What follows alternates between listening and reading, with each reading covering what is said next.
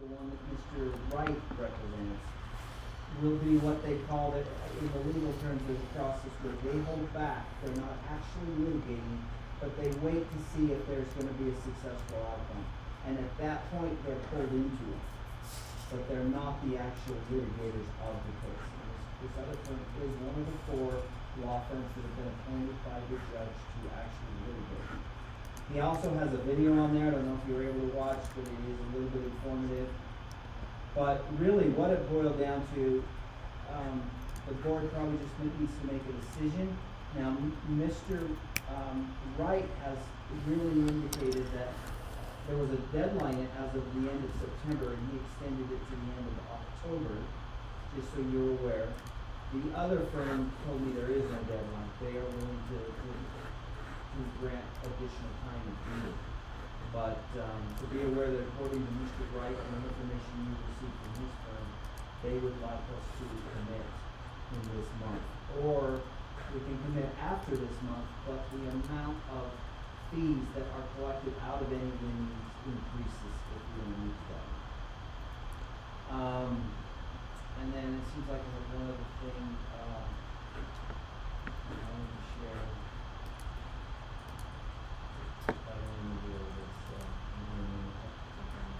Yeah, so this is an action item. Again, I think the other thing was Mr. Wright in his email that was sent to me did state that 31 of 41 school districts in Utah have signed on to his firm with this litigation.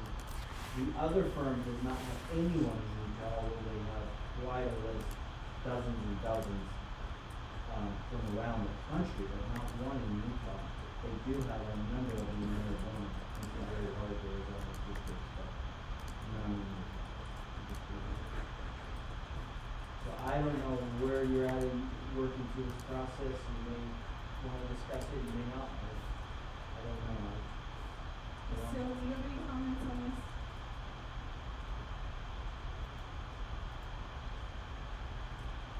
Lucille?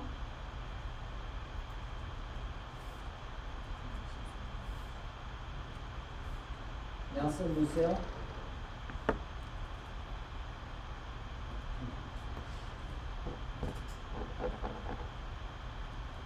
So we pick up 10 plus $1.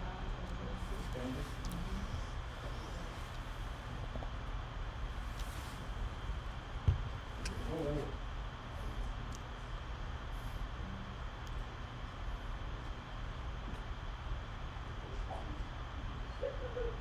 Oh, okay. There we So go. do you have some comments regarding this discussion?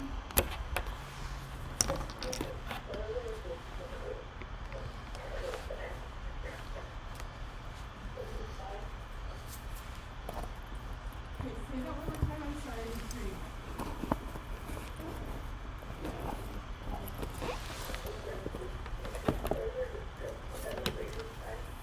So, there is a deadline with this, did you hear that part? And it is the end of this month.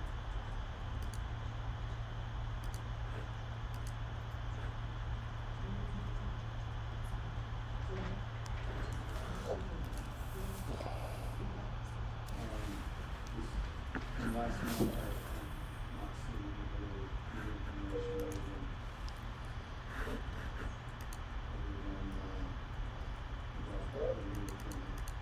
Welcome, Nelson. You joining us? Yes. Oh, awesome. Thank you. We have Lucille on the phone, but she is not filmed very well, so she might be in and out. So having you is really important if we can keep you. Okay. Have a point. Thank you. So Nelson, we're discussing item number 1 on the school district versus school jobs. There's been a little bit of new information from a different firm that has come forward, and it was an email that the superintendent forwarded to you. So, Just today, though, and it came to me today. It's not been sitting around. So- I just know it's very late already. okay, so, yeah, I didn't actually see, well, I mean, I saw it briefly, but there is a video there, but there is a deadline on this, is it October 31st, is that correct? With the one firm, With yes. the one firm, so, I don't know how you feel about this, but Steve was just in the middle of discussing, and then I'll ask for your input, is that all right?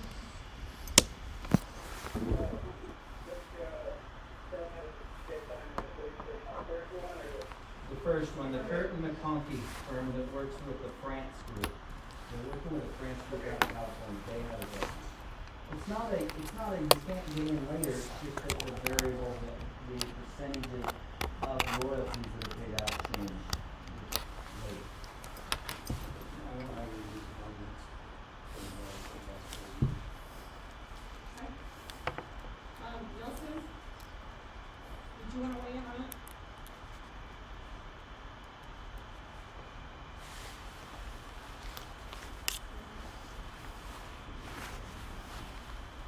Nelson?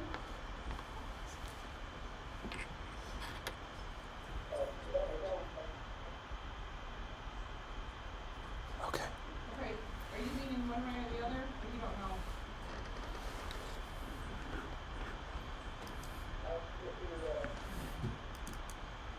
Look at the,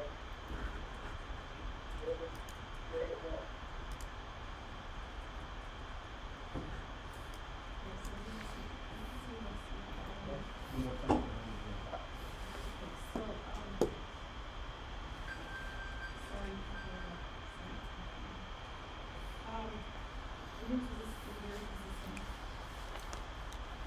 So, the thing I think I'm struggling with a little bit is, I have a little bit of a problem with, like, you mentioned last meeting, a little bit that I refer to ambulance person, but then on the other hand, one party's gonna get it regardless, whether the school district's gonna benefit or they can in tobacco company, I mean, it's one way or the other. So I kind of mean, if we don't join in, that's fine, because then you're benefiting attorneys, but on the other hand, you're benefiting the tobacco company. So I'm kind of tossed between the two. But I feel a little bit like we're gonna, I mean, if we feel morally that what they're doing is wrong, then we might mean what they're doing is right. You know, I do struggle a little bit with the fact that these attorneys are gonna have a pocket for them too. So, I don't know, either that or we say, you know what, enough's enough with the traffic companies. If you're gonna do this, you gotta do it the right way. So, that's kind of where I stand, so. But that is an action item, so we can think about that and then decide if we do anything to see if there's one. Okay. Anything else, Nelson? Yeah, go ahead.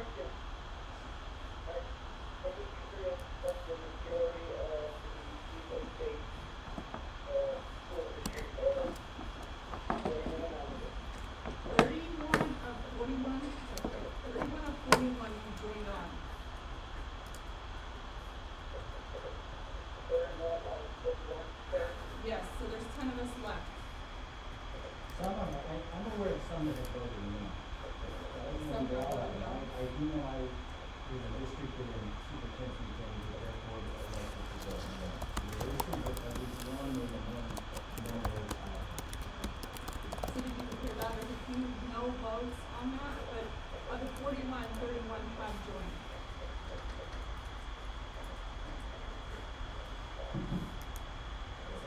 Any more questions, Nelson?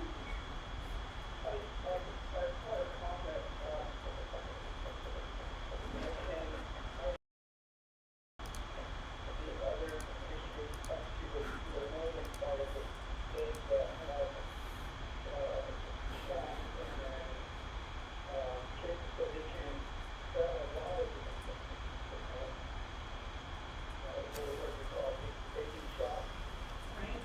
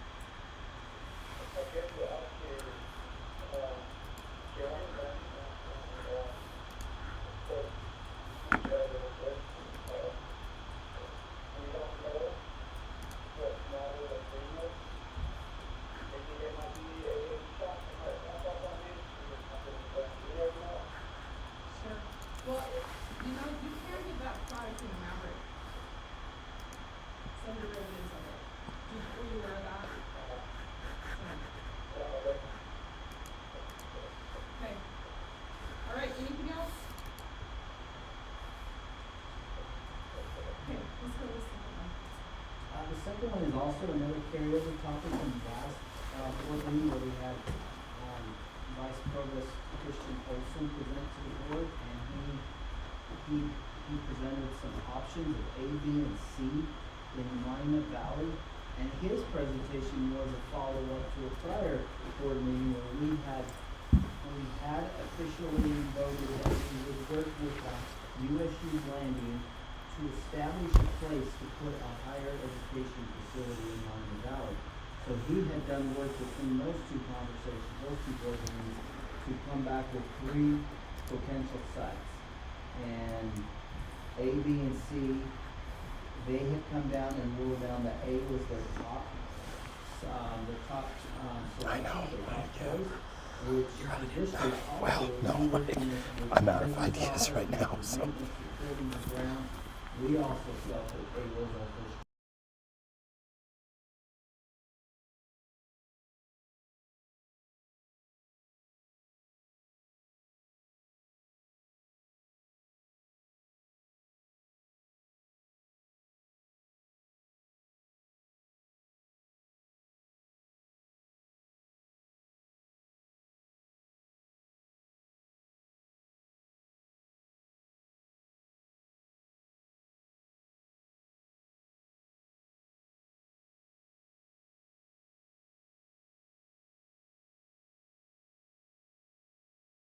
Designate one of the sites, that lets them start.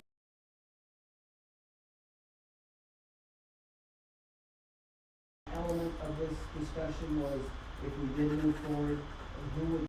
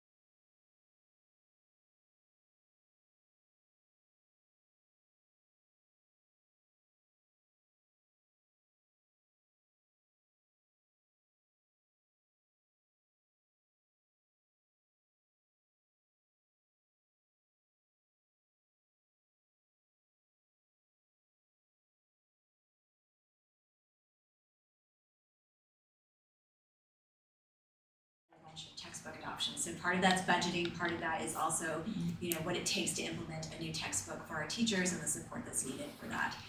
So when we look at this adoption was actually scheduled to occur pre-COVID, and with COVID happening, that delayed this adoption.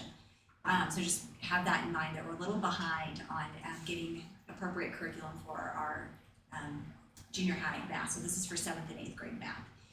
We also look at any recommendations that might come up that we might need new materials for, as well as the state has a standards alignment document, and that's linked on there for you as well. You can see the state, when they roll over the standards, they are always in a constant process of revising our content standards. So we use that document as well to say, we can kind of foresee when it's scheduled again for those standards to be revised. And we don't expect any major changes in the standards for our core content areas, but sometimes in a particular area, a course that may change altogether or be added new, that could come up as well. So just kind of wanted to give you an idea on that. The actual adoption process that we go through for any materials that we're adopting, we usually take recommendations. What are we already hearing out there? What are we hearing good things about? What are teachers interested that they've heard from different resources in the state or across the country? And then we review that with the RIM. So the state also has a way of making sure that we're adopting appropriate curriculum. So then we take that recommendation and look at it there. The two different textbooks that we looked at were Open Up and Big Ideas. Big Ideas, like I said, was adopted for 9th through 12th, so logically that makes sense that that might be one that would be recommended because we did adopt that already. And we do have teachers throughout our district who are teaching high school math as well as junior high math. The second textbook was Open Up, and Open Up is an open resource textbook. So teachers anywhere can access the content digitally with no cost.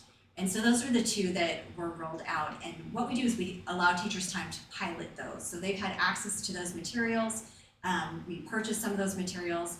In our river region, because they wanted a curriculum during this gap in between, our principals at each school purchased materials for Open Up to use within the classroom at both of those schools. The previous year, additional schools purchased Open Up as well, just the print materials. All the teachers had access to it digitally, but they access the print materials. So we made sure that every junior high teacher in San Juan School District had access to both of those content, both of those curriculums. And then after the piloting of the materials, we organized the adoption committee. So the adoption committee consisted of all of our junior high math teachers at each of our schools, as well as an administrator from the mountain region and the river region. And then they come together in an adoption meeting, and then we have presentations from both companies. And they give us the whole spiel of everything that's included when you purchase this adoption, what materials are there. They also answer any questions. A lot of those questions have been answered previously, but it gives us another opportunity for the team. So for example, our administrators had questions that they could have answered. They're not in teaching it every day, so it looks a little different on their side of things. And then from there, we have a discussion. This time we divided up into smaller groups, and we're able to have partner discussions about the materials because we don't want it just to be get the information and score it. We want them talking. And so then we turn that into a broader discussion. And then at that point, each individual committee member scores the materials. And then Julie and I tabulate those scores, and we determine, if this is a really close adoption, there's probably more work that we need to do. If we see a definitive, winner in the adoption scoring, then at that point, we can discuss that with the team, which is what happened in this case. And Big Ideas was chosen in that way. And so then we talked to the team about, what were the things, what is our rationale of why this is an appropriate choice for San Juan School District. And so if you go to the last slide, you can see the criteria. We moved from the criteria, we're here to the committee rationale. So some of the things with this material, and I want to say we have these for you to review. So there are 3 sets that are here at the district office. Nelson, there's a set for you at Monument Valley High School, and Lucille, there's a set for you at White Horse High School as well. So both the Open Up as well as the Big Idea textbooks, we just pulled a TE and a student edition for you to be able to see the comparison. So we do have those. But here is what the teachers, their recommendations and the administrators. So if you look at Big Ideas, the instructional supports they felt were stronger with Big Ideas, and that includes a number of areas. So one, the differentiation support. So when you look at our student population throughout San Juan School District and those students that we need extra support in how the teacher differentiates instruction in the classroom during the lesson, those supports were more targeted in one program versus the other. So that looks like, an EL intervention during the class, like what are those specific things for this particular lesson in math? That was very specific in Big Ideas, and there were more supports there than in Open Up. They were still there in Open Up, but more of as a routine. And so that really stood out. And that's not only for our English learners, but also for our students with disabilities. And as you know, we have 2 schools that are in turnaround, and all of our schools except for one are designated support for either English learners or students with disabilities, and some for both. So I feel like that was a really top priority, is making sure that we can ensure effective instructional supports for all students in our school district. The other thing, a couple of other things that are of note is Tier 2 is embedded. So when we look at Tier 1, that's what's happening during that class. Tier 2 could be a small group, it could be an intervention, it could be what's happening during our San Juan School District academic lab time. So there were very specific supports that could occur during those times for intervention to get, maybe a student has a gap, maybe there's bigger misconception we need to fill, and those supports were also a part of Big Ideas. And then looking at some of the other resources that are available. So I think part of this is with Open Up being an open educational resource, it doesn't have as much to it. They're not there to try to make a big profit off of Open Up, like a normal publishing company. So some of the things that were in Big Ideas that are available are family connection. What resources are there to connect the family with the curriculum and with the classroom and with the school? Online tutoring support is available for students through the Big Ideas adoption if we chose to go with them. STEAM and STEM are also embedded, so using those mathematical practices in a broader sense, that programming is included with Big Ideas. And then the technology that's embedded with the curriculum, so that's an additional component that would be there. Many of our junior highs also use a program called iExcel for students. You may have heard of that. You're shaking your head, so I'm assuming you have. And so the nice thing with Big Ideas as well that they liked, what part of their recommendation is because it links with the iExcel that they're using. So they feel like this would easily flow into programming that they're already using in the school. With any textbook adoption, it's a committee decision. So sometimes there may be someone who is not, would really prefer the other one. And so in thinking about that, you may hear from a teacher who maybe would have chosen Open Up over Big Ideas, but as a whole, the committee and the scoring was a pretty good, substantial gap in making this decision. I will say something of note to think about is that Open Up, again, is an open educational resource. So if a teacher does want to use some of those activities that are in Open Up, that would be appropriate to add in to the implementation of Big Ideas. So if the board choose to approve Big Ideas, it doesn't mean we can't use Open Up at all, and it does not require additional funding to do that. They could say, I really like this launch part of the lesson, and I want to use this, with the Big Ideas. So there's a way that, a teacher who maybe would have preferred Open Up, that they still can use some of those pieces that they feel are beneficial. But again, whenever we do a textbook adoption, it's hard to make everybody happy, as you well know, if you've been through this before. But the recommendation of the committee and the team is to adopt Big Ideas. There is a bit of a time frame that I just want to make you aware of. We are 2 years behind where we had hoped to adopt. So right now we do not have district benchmarks for 7th and 8th grade math because it didn't make sense to enter them. We switched programs that we were using into Mastery Connect. So we did not want to use old curriculum, outdated curriculum to create a benchmark. So our preference would be to adopt our new textbook and then implement that textbook this year so we can get all the kinks out and get the pacing guides, essential standards, everything put together, and then have time to get those benchmarks ready to go before next year. So Okay. I would love to open it up to any questions you might have. Any questions, Steve? No questions. It sounds like you've been very thorough in your analysis. Yeah. Nelson, Lucille, do either of you have questions? No, I don't. Okay, Can I go make a ahead. comment? Yes. I just want the board to be aware, I mean, I know you know this, but just let me reemphasize. The board, how it works in the state of Utah is the state gives us standards. And sometimes there's a lot of confusion on the difference between a standard and curriculum. I've worked with a lot of parents on this, and sometimes on social media you often see somebody really attacking a decision made by a standard, and what they're looking at is a math problem, which is curriculum. This came out quite a bit with the Common Core, the famous Common Core, where you'd see on social media somebody saying, look what the new core is teaching.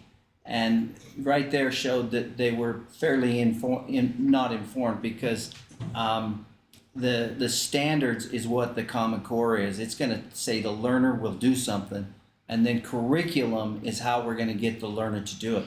And in the state of Utah, the school boards are responsible to approve curriculum at the school level. So this step is very important. It's what's being said here is a committee is given a recommendation to the school board after a very thorough and thoughtful process. If you need more time to look at the materials, they are available to you.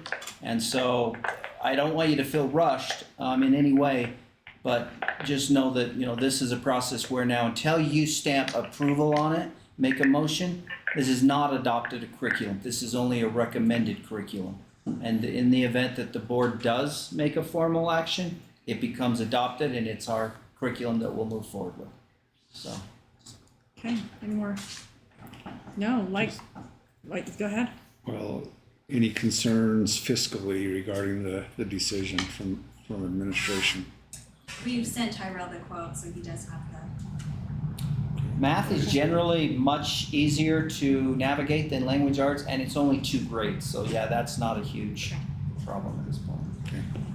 All right, good work. Thank you. Okay, as always, thanks for your support. All right, we'll go to a review of our COVID. Sorry, Oh, yes, go ahead. I think it's a great idea. Okay. Thank you. Ready? COVID, it's a few things just to be aware. I have thrown on your documents there a few of the county updates that have come to me in recent days. You can see those. That we're not seeing a drastic swing. I think either way, it's fairly stable. That the numbers are a little up and down, but not drastic.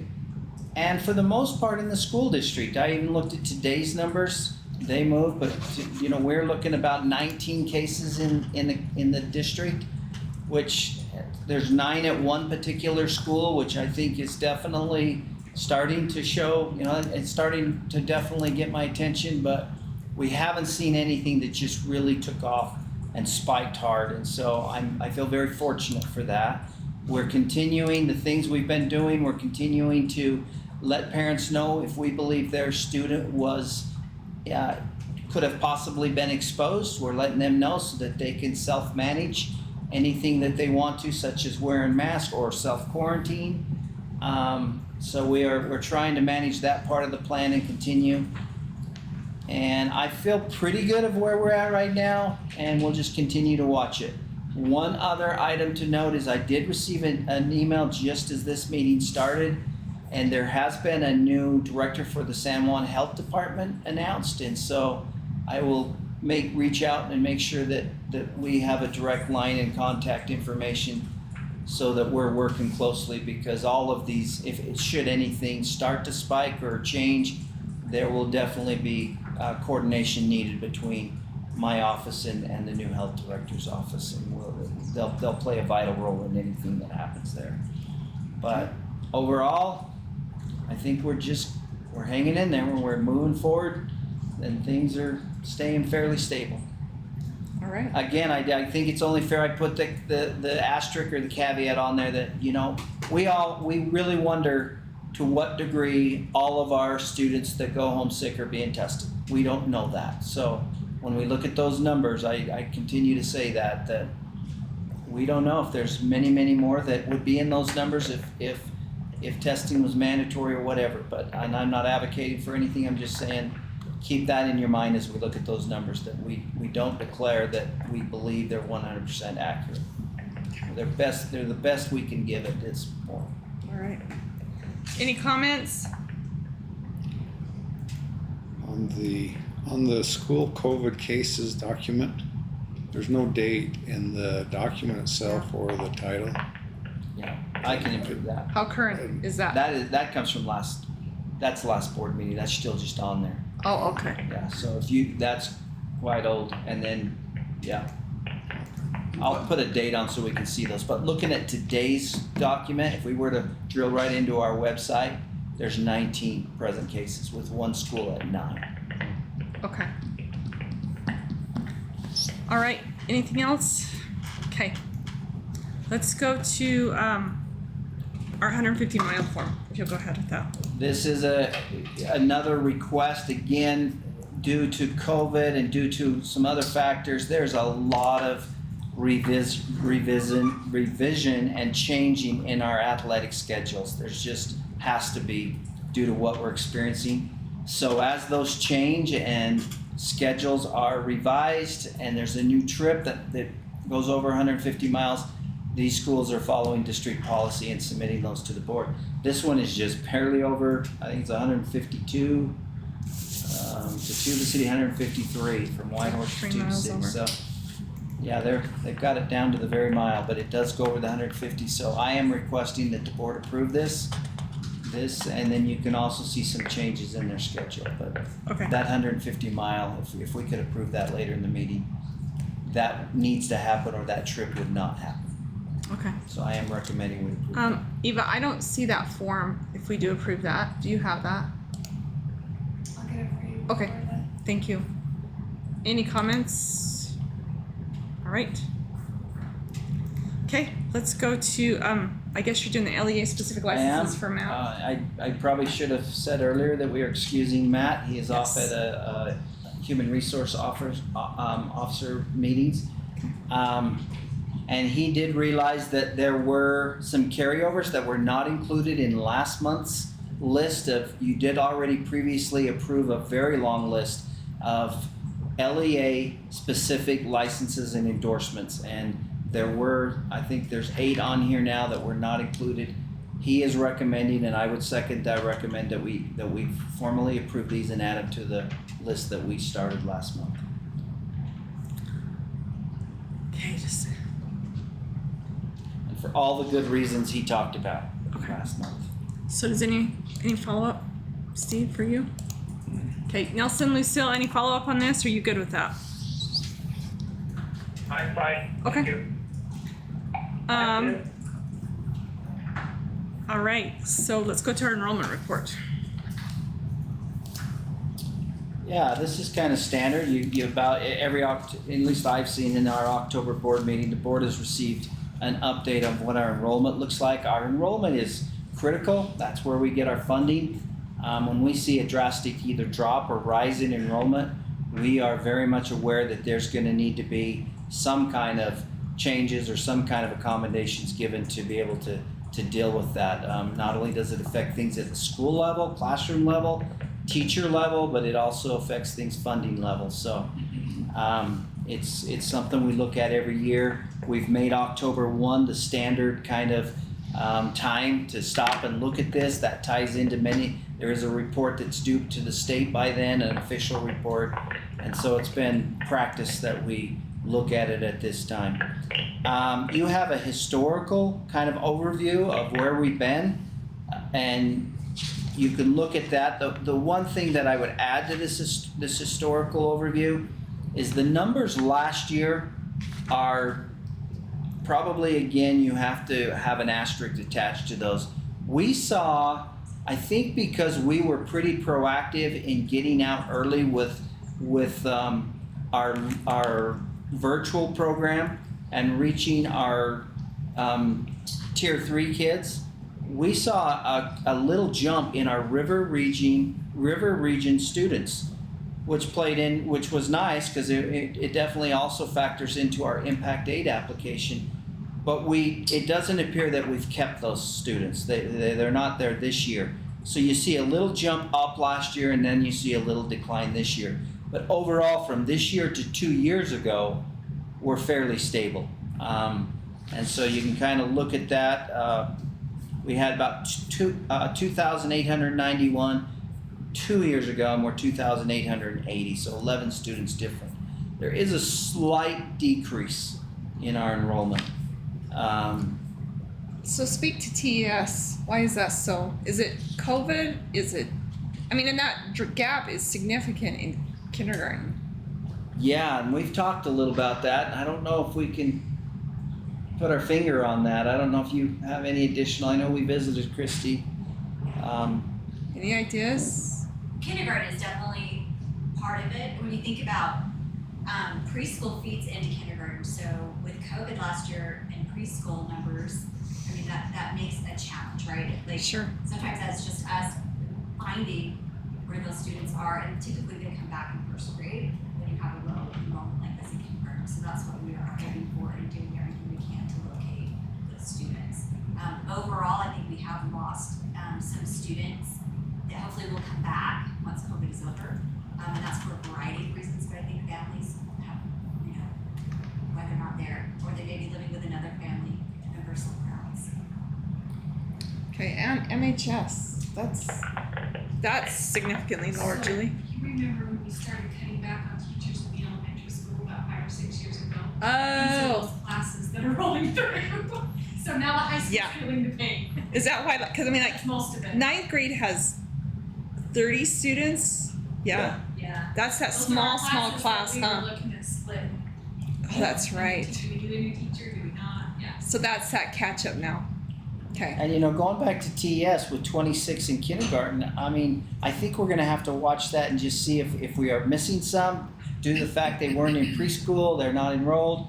Or also 4th grade only has 27, so there is a chance that's just a very small class. And there's a chance there's a trend of less enrollment in that school too. So okay, that's really what's important to look at this yearly and to try to stay a little bit ahead of what we're seeing. But those are definitely red flags that we need to watch. okay. I mean, even the seniors at Monticello High, no, is that right? 40? The senior class, the 40? Yeah, that one had quite a drop too. When that 10th grade class goes out, if those, you look at over to MES, luckily there's at least a couple classes coming in that are in Yeah, 40s. 'cause It's true, so, they're gonna need them. yeah, okay, thank you. The only other part I would point out on this might be on page 3, where we look at, we know that we definitely bring two cultures together in this district, and it's one of the greatest fortunes we have, and it can also sometimes be a little complex, but that's what San Juan's County and San Juan School District, the makeup is. So you can kind of see the makeup of our Native American students, our minority students, and our white students, and it's always interesting to see the makeup of the school district, of our student body. And so, Okay. All right, any comments? Okay, Tyrell, the conference building remodel, want to speak to that? Yes. So in our August board meeting, the board approved the ARP ESSER plan that included $500,000 as a remodel project on the conference, the old seminary building here in the district office. So after that was approved, we started moving forward with some of the plans to look at that. And working with the maintenance department, we had Trihurst Construction come in and just kind of give us an idea of what that would look like. And they provided an estimate to the district on what that would look like, and they provided two different options. One, to just continue with the remodel project, and they had some concerns with doing that, with energy codes being difficult to meet, ADA codes being difficult to meet because of the size and area of the building, and the fact that even if we did a remodel, the structure of the building would still be, over 60 years old. And then they also provided an option to, an estimate of what it would take to just take the building down and construct a new one in its place. And so Superintendent and I discussing and looking at different options, we really see that there's the three options. We can go with the remodel that we originally approved in the plan. We can build a new building, or we could look at addressing other needs that have arisen and with that ARP money.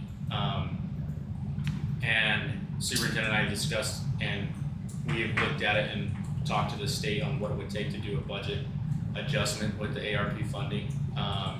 And we would recommend and have determined that we would just hold off on doing that conference remodel, and look at reallocating those funds elsewhere to address other needs that have arisen in the district. And that budget revision doesn't have to be board approved. It's not an action item. We can adjust that budget as needed. With the state, we'd go through that process with them. So unless the board has specific instruction that they want us to continue with the remodel or to construct a new building, we were looking at just reallocating those funds in another area. Questions? Do you have ideas about what the other areas are now, or? Yes, we've had some major concerns and issues regarding HVAC and intercom systems and audio enhancement in schools, where we have outdated systems that are starting to kind of become an issue with not working because we don't have parts to replace them, and HVAC isn't allowable use. So these are both allowable uses with the ARP funding because it addresses issues that COVID kind of has a play in. We have looked at that, and so I've talked to the state, and they did say that that is something we could use those funds for to address those issues. So that's an idea that we're looking at right now. Both of those issues we would still have to work in some budget because they're both very pricey, but it would get us a good start on either or either one of them. Another thing along the same, with this, where we're working on the capital project plan, we felt that this, the conference building really kind of fit into that and determining what our long-term plans are and where we want to go as a district, between the district-wide. And so we felt that it was important to include that in the capital plan and determine where we want to go with that. And so that's one of the reasons why we also just determined that it might be best to just wait and leave that in the capital plan part of this, and use the ARP funding elsewhere. Go ahead. Does that affect what was presented to us regarding the board improvements, the boardroom? No, that would be a separate project. So if we decided to do something else with the money, we would go ahead with what we had approved for this room? We still could, yes. What's being presented has not anything to do with there was 100,000 budgeted for this room. There was Okay. 500,000 budgeted for a conference remodel. And we are only talking about the conference remodel. If the board would like to bring this project into it as well, we certainly could, but we're not, at this point, we're not recommending, that's not part of what we've discussed thus far. So my understanding is the conference room is gonna house some of the positions that we've used with that money, but they have been absorbed. Those individuals have been absorbed into other facilities and have a place to work, correct?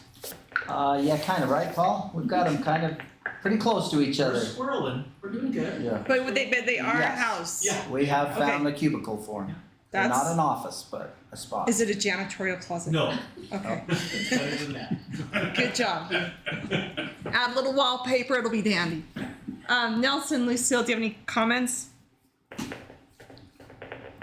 I have a question, clarification. We're talking about conference rooms, next room over.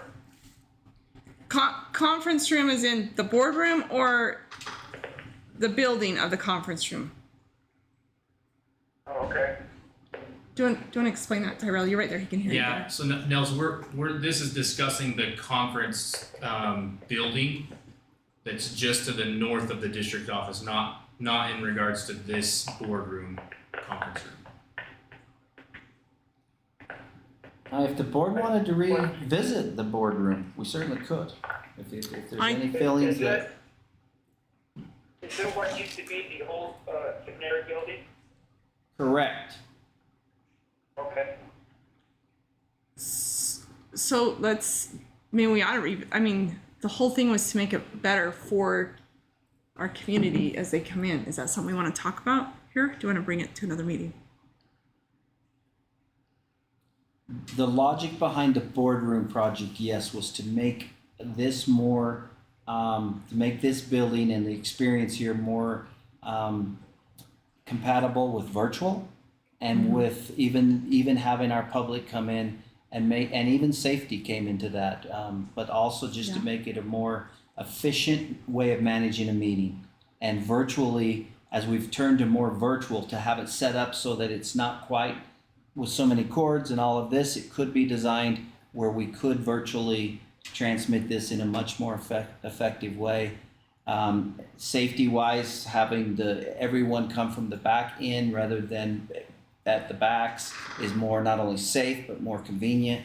So anyway, those were the logics that really played into the remodel of this room to improve the setting here. It also would improve our ability to have professional development, because if we wanted to close that far curtain and just leave the table area behind there, this would be a big open room we could put all of our round tables in, and not even deal with this big desk area. It would just be kind of behind the curtain. Anyway, there was a number of reasons, but again, if the board did approve that, and that has not been part of what we've brought back to the board, but if the board wants to revisit that, we certainly can. Well, I guess I don't want to revisit it. I like the proposal. I like that. What was, Very good. And we're prepared to move forward with that. We're in Okay. we've taken so- some steps there. Since, yeah, because I agree, we did discuss that and talk about that, and then I guess maybe you can come back next month or the next month with maybe how, if we rewrite that, how we'd absorb, well, not absorb, but how we'd spend that money in another way, We can certainly. in another update. fashion. Okay, We can definitely do that. all right. Okay, Nelson, there's still any more comments? Yeah, it was hard to hear what Steve had to say. Could I just have him repeat that again real quick? Oh, would you repeat what we just said? Since you're right there, he can hear you better. Steve just said that he was fine with what had been decided and he didn't see a need to revisit it, correct? You were fine. regarding the boardroom. Regarding the boardroom. Okay, thank you. Okay. All And right. we did discuss this that's the last meeting, right? Yes, we did. Okay. Okay. Anything else? All right, we're actually at 4 o'clock, so we're gonna stop right there and we're gonna actually go into our director. So we get Blaney Elementary School. Ms. McDermott, come on up. Hi, How are you? I'm great. How are you? Good, we're glad you're here with us. Thanks, I'm glad to be here too. We're 2 in person, 2 on the phone. How's that? Great. Okay, awesome. So let me just pull up your slide presentation real quick. Steve, do you want to ask your first part of it? Yeah, appreciate you putting this together for us. As I read through your challenges, the third challenge you wrote, building teacher knowledge and capacity, writing and vocabulary. And I was just hoping you would expound and elaborate on that a little bit. Sure, so with our goals that we have set for this year with the increasing the writing, we focused so much on reading as a district. And I know that there has been some support in writing, but when we talked about our students are tested with the RICE test in 5th grade on writing, and that's the first time they're tested, and none of them did well, not one child. So that's a huge concern, and that doesn't only reflect on the 5th grade. So we decided as a group that we really need to focus from kindergarten all the way up on writing, because it's such a deeper, complex skill and a way for students to be able to show what they know about concepts and things. So the question that came up was, you've got writing, you've got learning to write and writing to learn, and where exactly do we fall within that goal that we have in terms of getting kids to be successful with writing. So what we found out was that we need to have more professional development in terms of how to support the teachers with both of those things. And I think teachers do more of writing to learn, probably not as much as we really should be doing, but they're cognizant of the fact that they should be writing to learn in all these different content areas. But learning how to teach writing is a completely different thing that they expressed greatly that they needed some support on. So that was that. The other thing with vocabulary, with just in general with ELL students, vocabulary is a huge, huge issue. And that's something that we always need to be cognizant of, but specifically our math, based upon the research behind math, one of the most powerful things that you can do in terms of increasing math scores, which is not really about math scores as much as just the concepts of math and knowing how to utilize them and apply them, is building math vocabulary. So we talked about having that be a big goal for us. And so that there also came a question with the teachers, well, how do we do that? What are some ways that we need to, what are other people doing? How do we work with each other to learn from each other, to build capacity and knowledge? But then also what can we do in terms of professional development to build the knowledge and the capacity of the teachers in that as well? Thanks, appreciate it. You're welcome. So with your goals, your proper writing structure, obviously that goes along with your challenges. Is that, am I understanding that correctly? I mean, it's something we absolutely feel like is going to just like raise the level of every student. So expand on what the proper writing structure would be. I mean, is it something that they're So- that they're going to learn from the support that they get, or is this a new? wait, can you repeat the question? So it says the students will use proper writing structure 80% of the time. So is this, so you talked about the challenge that, you know, your teachers are going to come in and learn this and have some professional development. And then is that coinciding with being brought into the classroom to develop that proper writing structure, or explain more what that goal What that all looks specifically? like? Okay, so we're kind of taking it in chunks of where we are right now. So this also goes back to writing to learn versus learning to write. And so if you're learning to write with a structure, you're talking about like sentence structure. What does the structure of a paragraph look like in an essay? That kind of structure, you've got that structure. But then if you're talking about writing to learn, then you also have different structures that match text, like a cause-effect structure or a problem-solution structure. So we understand that those are two huge things, but the where we're starting right now is where are we on the same page in terms of the writing standards? What do the writing standards say about the actual structure, like sentence structure and paragraph structure and all of that we need to get to, and we want to get those nailed down on each grade level, but then also understand what every grade level vertically is also doing. So those are that's our big goal and the challenges for this year. Great. So one other thing is your teachers will apply various feedback strategies. Are they all bought into this? Most of them seem like they have bought into this. Good. I was really concerned about them thinking that this came from our Achieve to Success training that we've had. And I was concerned that they were thinking that this was going to be a checking off of the box. And before we really set that goal, I asked them, do we all feel like this is something that is valuable and that could help support our students and help support our teaching? And I'm talking about my leadership team, and I said, do you feel like your teams feel like that this is valuable as well? And every single one of them said yes. Now, I'm not going to say 100% of them think it's valuable, but I do feel strongly, based upon the feedback I got from my leadership team, that it seems like a goal worth pursuing. Good. Collectively. Good. Yeah. Nelson, do you or Lucille have questions? Okay, I have questions. Okay. Nelson, go first, and then Lucille. Okay. Well, hello, Monique. You're Yeah, back. hey. Question number one, on your celebration, monthly parent night. Is this parents in general, or are they like PTA groups or parent advisory? No, this is just parents in general.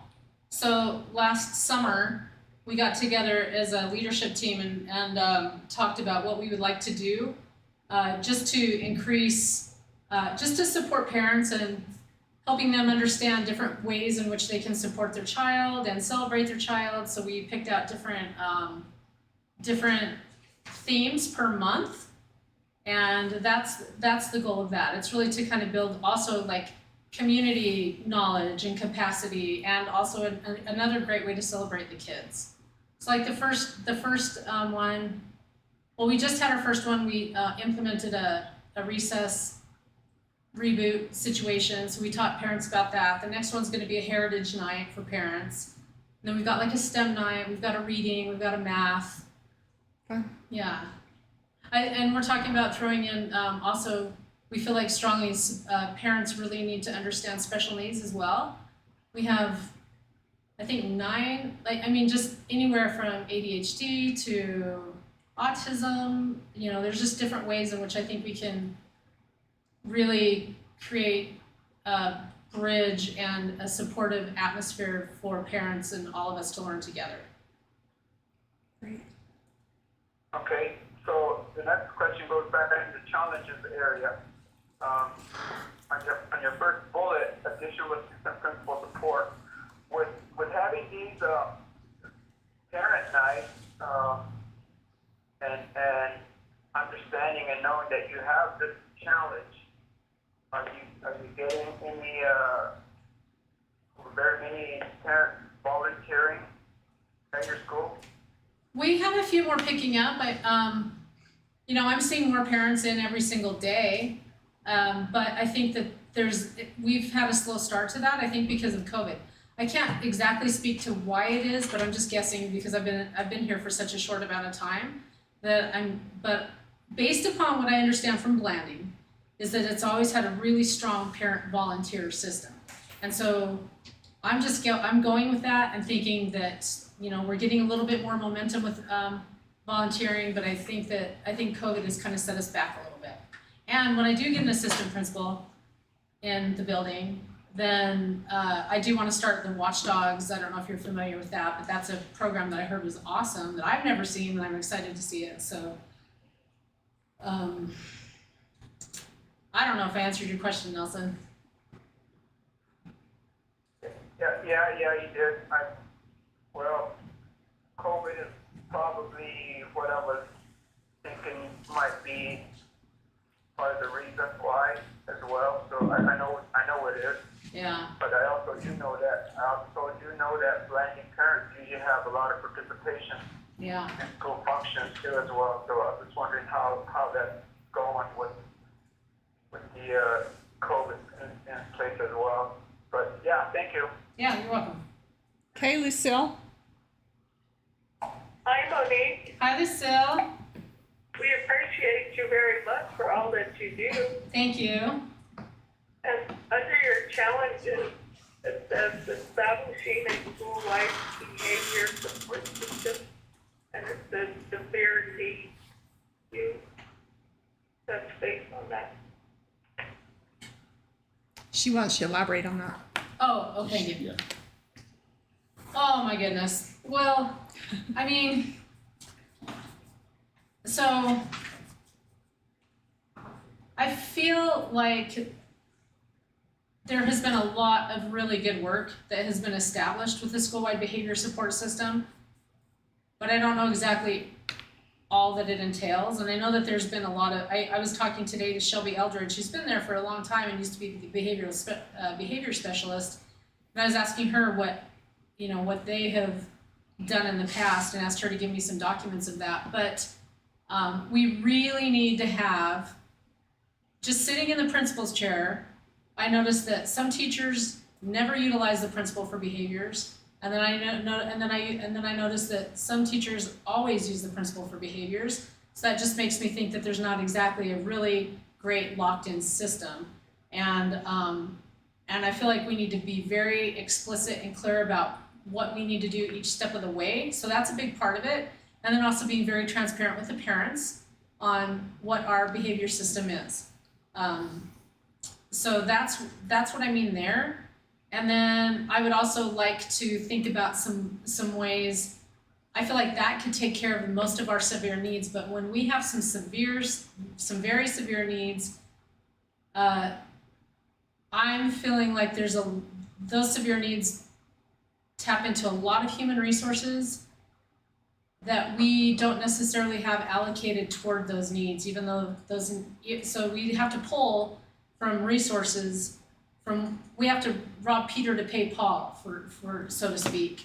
And I would like to get a system in place, and I'm not sure exactly what that might look like yet, but I'd like to get a system in place to where we have an actual systematic process where kids who are super severe, that are really disrupting or chronically disrupting classes to where the kids can't learn and the teachers can't teach, that they get some sort of support to where they can have the consequences, but they can also do their homework, but they can, their schoolwork, but then they can also have some sort of skills built in so they can be successful and be able to, work in the classroom productively.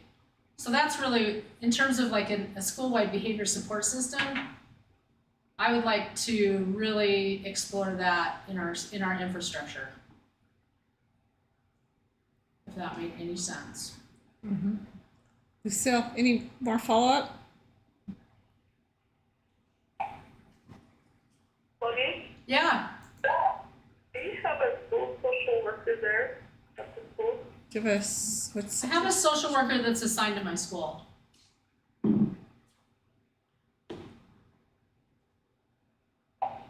Okay, and a liaison, right? I have 2 liaisons. And then I have a counselor. And yeah, Okay, thanks. you're welcome. okay, that's all we have for you. Thank you for coming in. You're welcome. And it looks like you've got some good things and challenges ahead of you, so good luck. As will always be the case. Always. All right, thank you. Thank you. All right, let's go back to our substitute short, to number 9. This is another item that is really for information for the board, but if the board chose to provide some direction, I want them to have information and be current with things and have that opportunity, should you elect to. But we are experiencing, and it's not in any way specific to us, we are very much just part of what's happening across the state and beyond. But we are experiencing difficulty in finding bodies to fill many of our positions. Bus drivers, substitutes are really high on the list. But even many of our classified support jobs have been open for quite a while, and it's becoming more and more difficult to fill those, which we've been aware of, and we've just watched it kind of go. But now it's moved into a little different area where, with a limited number of substitutes and that list getting more and more difficult to keep healthy and keep strong, and the request for leave, actually because of COVID being a very great variable in that, where teachers are, where we tell our staff, our students, if you're not feeling well, stay home. Or if you're quarantined, you're going to stay home for a long time. So that right there is a pretty good increase. And so you've got the demand going up, the supply going down, and we are having quite a problem, which we, again, was aware of. What has brought this to a little bit of a head, and it's going to require us to build a plan of solution. We're going to have to find a solution, is that our secretaries, we had a training, and our secretaries are reporting tremendous pressure. They're getting a lot of emails, a lot of text messages, a lot of just correspondence to be working to try to find subs for the next day of school. But this is when they're off contract. This is when they've gone home. And the pressure is building, and they're getting a lot of correspondence. And many of those are responding to that pressure. They're starting to go to work at home, which we know from our training and from experience that those who are classified, when they're off the clock, they're off the clock. And for them to come back onto the clock, back to work, they need to be back on the clock. So it gets into fair labor standards. It gets into a lot of issues that so we do need to come up with a solution here that's not going to require our support staff or our secretaries to be receiving requests to be working when they're not on the clock. But the demand is real. The need is real. So we're going to have a pretty good discussion in principals meeting tomorrow. And we're going to be very clear that, secretaries are not, any classified person that is off the clock is not to be utilized as if they were on the clock. That's not new. Pressure might be building, but that's not a new principle. That's a practice that's been in place. But trying to be responsive to this new pressure, we're going to have to come up with a solution. The reason I wanted to bring this to the board is because I think we're going to have a good discussion and all ideas are going to be put on the table.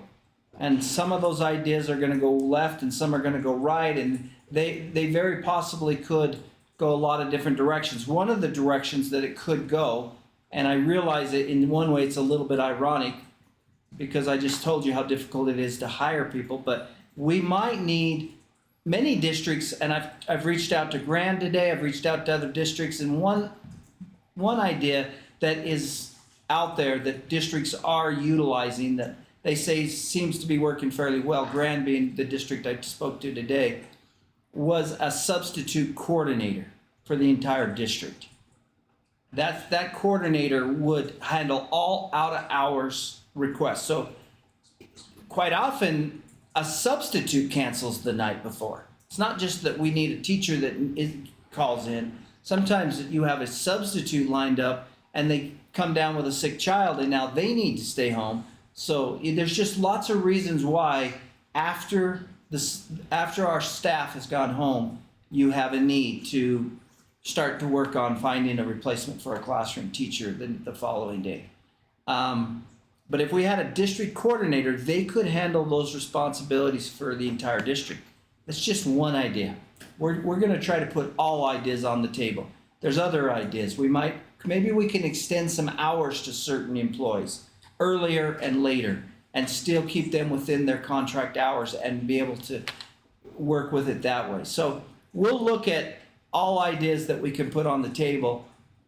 But I just want the board to be aware, because I think there are times when you see decisions made that you're not even informed as to what might be driving those decisions. If we came out of tomorrow's discussion and we felt a district coordinator or stretching someone's hours was the best way to go, then we do need to find a solution quickly and move forward quickly to ensure that we're not putting anyone in a spot where we're taking on liability. Because if we have people working that are not on the clock, but we're sending responsibilities to them, we are taking on liability. And so I just want to be as responsive, as timely as we can. And if the board has any, if we did try to hire someone, I know it's hard to find bodies. The only hope I would have is maybe the hours being a little different than the normal hours might open up to somebody that doesn't fit in the normal hour and says that doesn't work for me, but this does. Because this person, if we did, whoever we find, whether we stretch somebody hours or we bring somebody in, is going to have to fill in after hours for us. Because that's where we need support. So I just want the board to be aware. If you do have any direction, I'm more than open to it, but because your ideas on the table would be helpful as well. We're going to look for all ideas that we put on the table and see what seems to be the most reasonable. We just know we have a problem that is building that we can't continue with. We can't continue with asking people to work off the clock, and it's growing. Does that make sense? Communicative. Comments? No. Lucille, Nielson, comments? Good luck. Let us know what you think. Okay. Just wanted you to be aware. I'm just thinking I would die if that was my job. Yeah, and that's what we're worried about. There's a lot of pressure being felt. See, the coordinator. Ugh. Oh, I see what you're saying. That job. Yeah, that's Yeah. a tough job if you decide to do that. All right, Miss Julie, FFA spend plan. Yes. So, we're excited at ARL to bring you a spend plan for FFA, which is awesome. So we have two new CTE teachers this year, one at San Juan High and one at ARL. And they are coordinating a lot and wanting to do a lot of things together, which the state is super excited because they want us to bring these CTSO programs, which are current technical student organizations like FFA and BLA, FCCA, all of those things, to our younger students. So really the goal of it is to provide, some personal growth, some leadership opportunities, some teamwork opportunities for these students to be able, and then of course applied skills in the content areas, so FFA, agricultural kinds of opportunities. So you'll see on the spend plan, what they have basically done is taken what San Juan High is doing and mirrored that minus any of the travel that would be overnight. So they don't anticipate, they put all of those events on there because they want to coordinate, but they don't anticipate that they'll be attending all of those. If it's not something that they could leave early, drive up to and come home, they wouldn't do that. So that's why they're all listed, and there's a lot of them, but we don't anticipate that they will be participating in all of those. And then they'll be coordinating on, some things outside of the spend plan to be able to work together with San Juan High. One thing that we did note on there was just that jackets, FFA jackets, they would like to get a little supply of those over at the junior high, so that it's just such a rare, they don't need them all the time, and to have students have to buy them in junior high, and then again in high school when they're gonna grow, doesn't make a lot of sense. So they're just gonna get some and keep them on hand that they could use for certain events that they need, and then when they get older, they can buy one they wanna keep at the high school. So that's really all that spend plan entails, and they've done a lot of work to coordinate, and excited about bringing these opportunities to our 6th, 7th, and 8th graders at ARL. So Okay. we'll have it here for the next couple months too. Let's see, This is one of October, three. November, but so by December, we could vote on Yeah, that. in December we could make an And in action item. December, well, no, not in December, in January, you'll have the whole cycle turned back over. You'll have a lot of it. Get ready. Yes, we will. You're up. Okay, thank you. Any questions for Julie? Yeah, Ryan's here too. Okay, that's All hard awesome. work, That's a so- fun little program out there. Yeah, it sounds great. Great. So, Thank you. thank you. Okay, so we are done with our work session. We will adjourn until I do have Aaron and Paul 6. ready Oh. to do some song and dance to fill the gap. That's awesome. You have an hour and 35 minutes.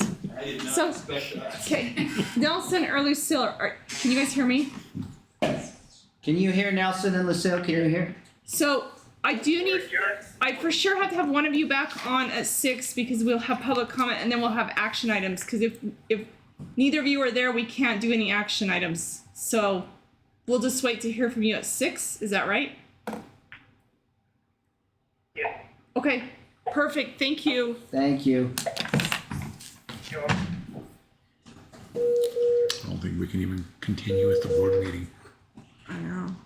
That's why I was like, even, one of you has to even be. recognitions. I don't know that. Oh, we can do that. What's that? I said, if one of them is not, I don't think we could Yeah, even we continue couldn't. with the board meeting, any of them. yeah. So because sometimes they go off and then sometimes they don't come back. That's like, it's pretty interesting. So anyhow.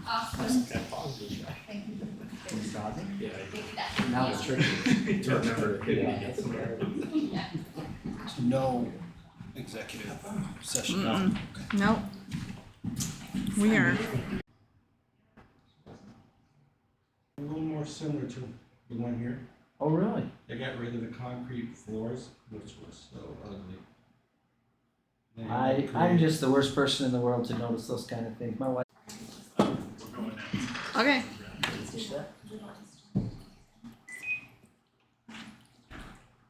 Are you ready? You guys ready? Okay.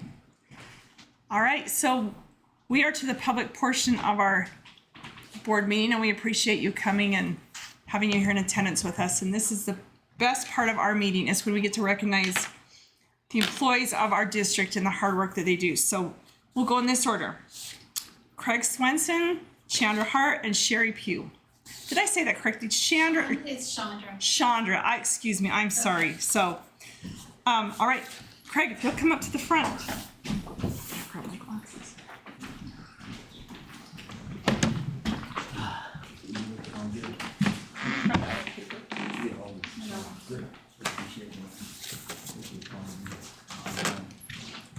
Okay. Craig Swenson, over the past couple of years, San Juan High has transitioned through some tricky changes. Teachers, staff, and administration have worked together to support one another to make the adjustments smooth and meaningful. Craig has been a leader through the implementation of these changes. He remains positive and looks for the opportunities that can come from difficult situations. Craig serves on the San Juan High School leadership team representing the voice of CTE. The insights he contributes adds to the strength of his team. He also works diligently to develop engaging lessons that are hands-on and applicable to real life for his students. Craig, we sure appreciate your leadership and all you do for San Juan High students and staff. Thank you. That one is nominated by Julie Holt, Ryan Nielson, and Jana Rogers. And then thank you for teaching my son to change a tire and many other automotive basics. He has his learner's permit now, and it gives me some peace of mind that he thinks he's quite the automotive mechanic because of your class. That was nominated by Tony Doan. And then Craig is consistently educating and training his students in the most current methods of the automotive industry.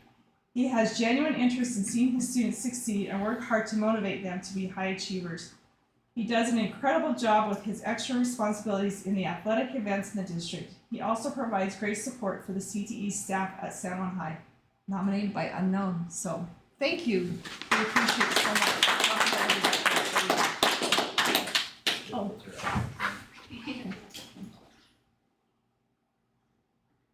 Thank you. Appreciate it. Thanks for being so positive.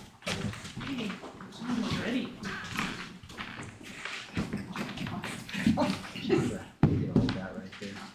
Okay. Chandra, are you ready? Okay. Is a team player in every way. She always keeps the students' best interests in mind when making decisions. She avoids negativity and always looks for the best in every student and in every situation. She cares about her students and wants to see them reach their goals. She is thoughtful in her planning and reflective as she works with her PLC team to support all learners. Chandra is a member of the school leadership team at BES. She quietly observes and listens, but is also willing to share her insights and tackle tough conversations.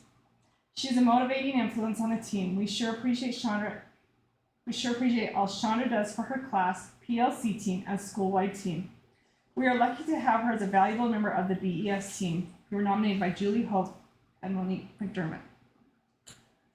Chandra has put together a writing sequence that is really helping our first graders as they learn to write. It includes topics that are engaging so the students want to write. Nominated by Sherry Lynn Grover. Chandra is a science genius. She plans science each week for our grades. She's very organized and has the lessons planned so well that they go very smoothly and engage all students. Science is for sure one of my students' favorite things to do each week. She is happy and enthusiastic, and you can't help but enjoy working with her. She has fantastic ideas and always willing to listen and help find solutions to difficult situations. Thank you. Nominated by Sarah Monson. Congratulations.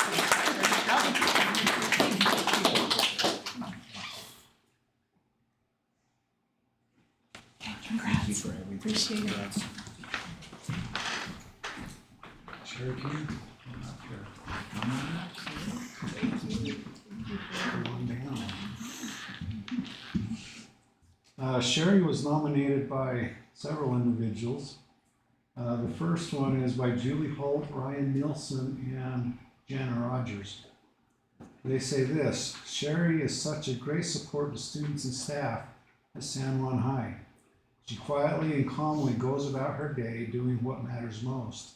She consistently tracks student achievement data and works closely with other counselors and social workers to support individual student learning plans.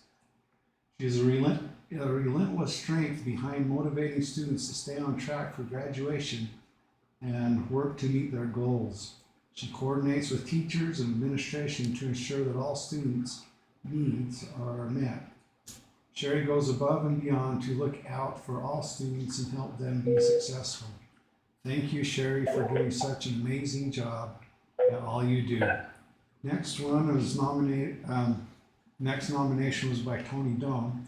He says this: excellent and personalized guidance counseling to me and my boys, even during summer break. And last, by Jens Nielsen. Sherry is always willing to help students or co-workers with whatever is needed.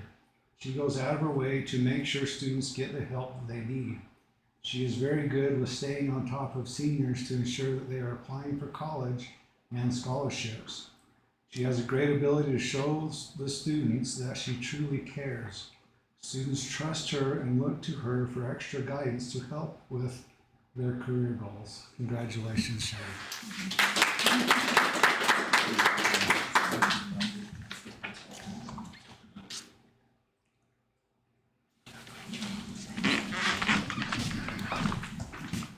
Everybody. Thank you so much. We appreciate you coming. You're welcome to stay or leave. No offense taken, trust me. You're welcome to exit. You're great. Okay, so we have 2 public comments, so I will give you each 3 minutes, and I'll just stand up when my timer, the battery's a little low, so I'll just stand up, and then you'll know you'll need to complete. So, Tamara, do you want to just come to the podium and you can go first? Okay, and my comments are addressing the junior high math textbook adoption. I wasn't able to attend the meeting, and so I just wanted to give my perspectives. And I really am okay with whatever the team decides. I just wanted to give that perspective since I wasn't able to be there. So I haven't had a chance to dig deeply into the Big Ideas curriculum, but I did review the chapter that corresponds to the units I have covered so far in the Open Up curriculum, just to get an idea of how they would compare. But since I have not used it, I don't have that actual experience with the curriculum, so I'll speak mostly about my experience with Open Up. I have really liked using the Open Up curriculum so far, and have been very impressed by how it aligns with educational research. I attended the Hive training this past summer to learn how to use the curriculum, and that was so valuable in helping me grasp not only the how of using the curriculum, but the why of it. I think this curriculum could seem very overwhelming without that training. Some of the things I really love about the curriculum are first, that it is equitable. As a problem-based curriculum, the students are engaged in the doing of the math, not just being taught the math. And the problems offer a low floor and high ceiling so that every student can contribute something to the discussion. The next things I really love are the supports for students with disabilities and English language learners. The strategies are built into every lesson and discuss specifically how you can support these students who are consistently our lower achieving students at ARL. And they are not just lower level problems, but ways to help them achieve the standards.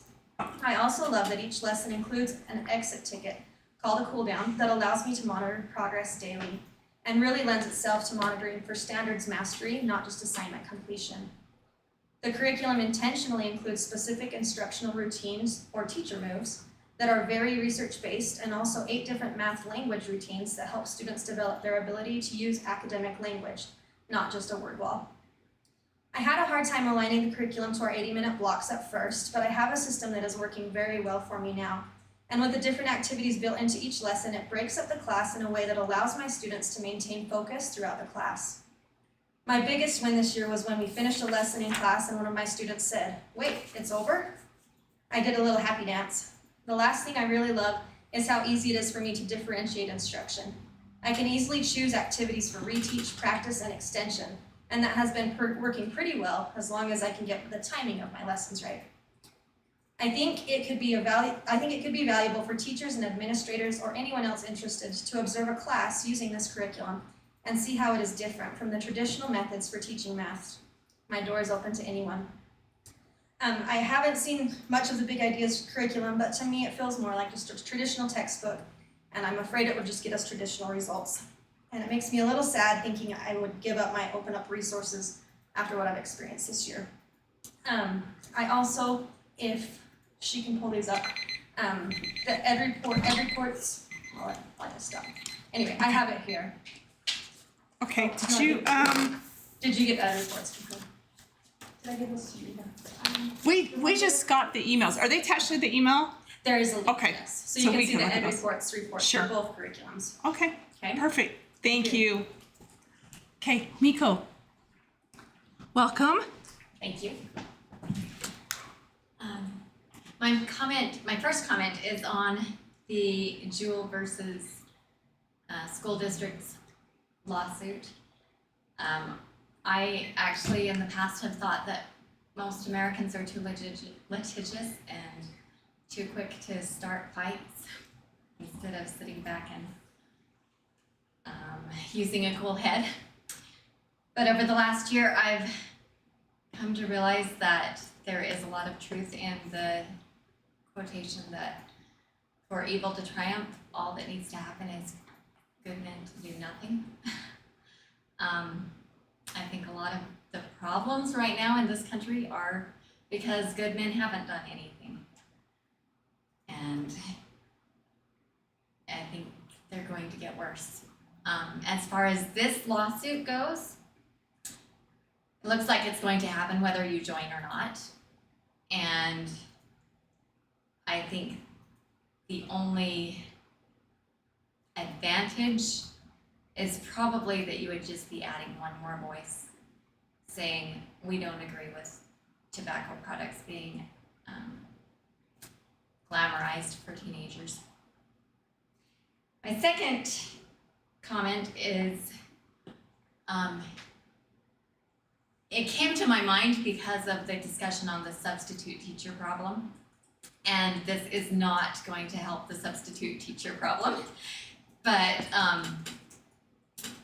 the last week and a half or 2 weeks, Mr. Bake has been out of school, and he has a very distinct skill set, and my kids have been complaining that the substitutes that you have haven't been up to snuff, and there's really nothing you can do about that.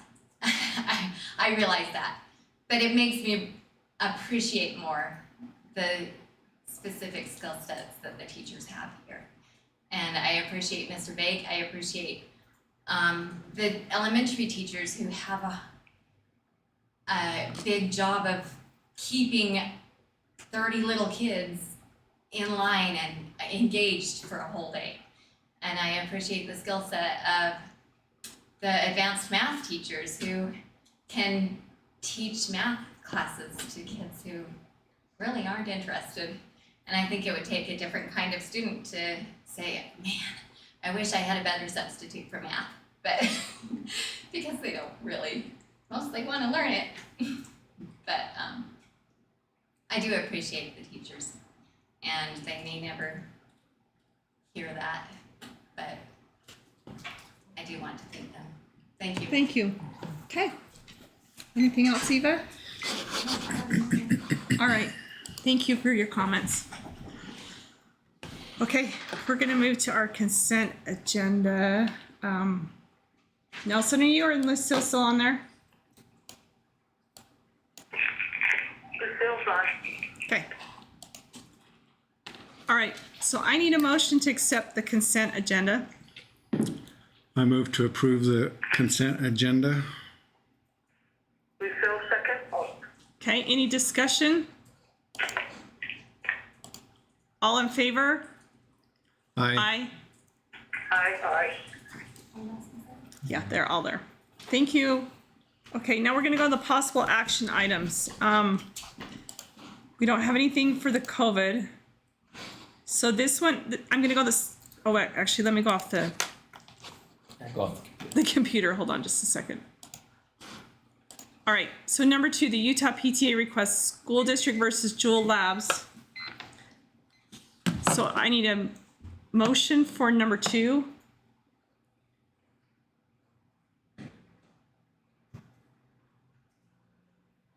Did they hear me? I assume yes. I assume. Nelson, did you and Lucille hear me?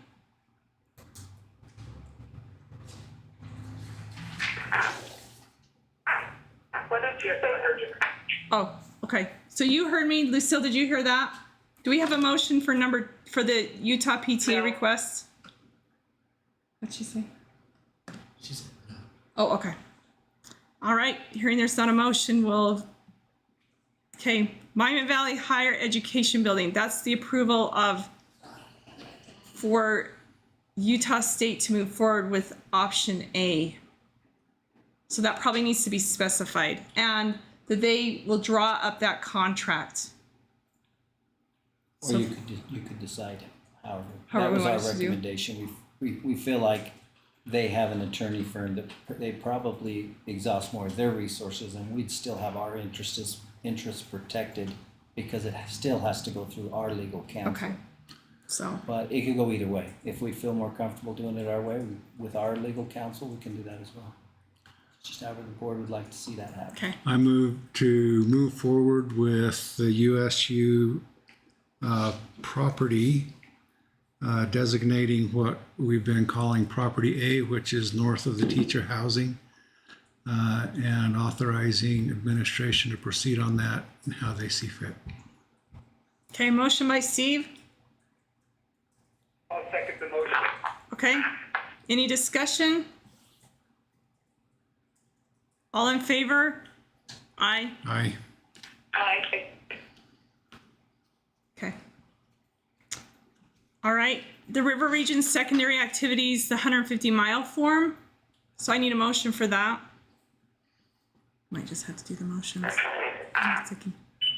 Yeah, I move Lucille to, Cody motion for River Region.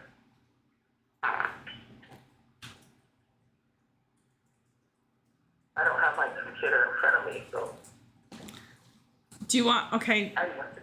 Do you want to make the motion then? Okay. I move to approve the River Region secondary activities, 150-mile approvals that were presented to us today. Okay, motion by Steve. Lucille Cody second. Okay, discussion. All in favor? Aye. Aye. Aye. Okay. Number 5, LEA specific licenses or endorsements. Motion to accept LEA specified license / endorsement. Okay, motion by Nelson. Do I have a second? Lucille Cody second. Okay, discussion. All in favor? Aye. Aye. Aye. Aye. Okay, number 6, 7th and 8th grade math basal adoption, and that would be the big ideas, the one that was presented to us. This was the recommendation. Is a recommendation, okay? Do I have a motion? Sorry. I move to approve the recommendation of adopting big ideas for 7th and 8th grade math curriculum. Motion by Steve.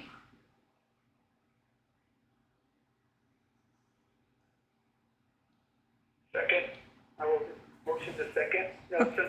Okay, is discussion? I appreciate what you presented here today. I really do. But it sounds like there's been a lot of, due diligence done in coming up with this recommendation for the board. So I don't diminish what you've said to us today. So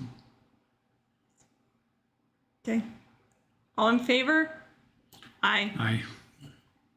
Aye. Okay. And then, I don't, If you want to, that's. we can either make a motion for, or we just let administration handle that to proceed forward. Either way, if you have a direction for me, you could give it to us, or. Well, I think we're we'll gonna come get back that with a review information from you. from principal's meeting. Yeah. And I guess if the board opposes, the recommendation is for the superintendent to meet with the principals tomorrow and find out the best option for the substitute teachers. And then, I guess I feel like if it's unanimous and they've all come up with that, that should just be an administrative decision. Do you want to make that a motion or no? Okay. All right. So let's just go ahead and then you'll go ahead with that. Okay. So information items. Do you want to go ahead? Yes, just quickly, October 18th, Monday is fall break, so there's no school, so that'll be a nice day. People are looking forward to it. Next board meeting is November 10th at Bluff. Of course, that'll also be virtual, but our location will be Bluff. And then SESC has the legislative luncheon on November 11th at the Carbon School District office. That is a luncheon where they try to have all the representatives of this southeast corner of the southern region, southeast region. If they will accept the invitation, they are there. And they're able to just talk through issues and things that are concerning at the time, things that will be conversation topics or voting topics in the legislative session. And so I'm sure you'll receive an invite on that. If you'd like to be a part of that, that is also, what's the holiday on that day? Veterans Day. So Veterans Day. we're actually not in school that day, be aware, but I just want you to be aware of it, and you should get an invitation. But board members have been invited to that. I know you've attended that, I have. Lori, and so anyway, if you'd like to attend that, you can certainly let me know, and I'll make sure you have what you need. So Eva, you'll probably just get that information and then pass it on. All right. Anything else?